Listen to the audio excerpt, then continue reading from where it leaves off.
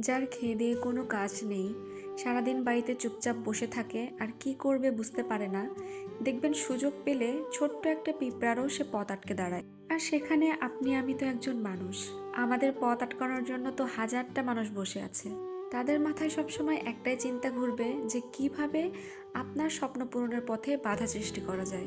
তবে যার স্বপ্ন আকাশ ছোঁয়া, তাকে যদি মাটিতে পুঁতে ফেলাও হয়, সে মাটি খুঁড়ে বের হয়েও একদিন আকাশ ছবেই।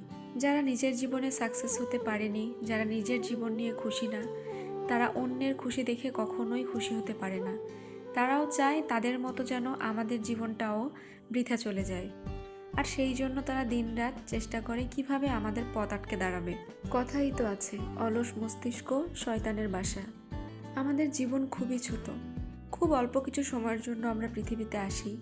তাই এই অল্প সময়টা আমাদের ভালো কাজে লাগানো উচিত, নিজের স্বপ্ন পূরণের জন্য ব্যয় করা উচিত।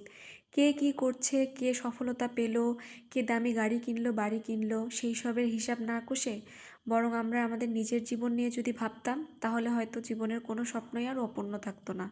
এই সময় আর এই বয়স, এই দুইটা জিনিস আপনি আর কখনোই ফিরে পাবেন না। তাই যা করার আছে আজকেই করুন, এখনই করুন। নিজেও সুখে থাকুন, অন্যকেও ভালো থাকতে দিন। আর অন্যের ভালোতে হিংসা না করে তার জন্য দোয়া করুন যেন আল্লাহ সেই সুখটা আপনাকেও দেয়।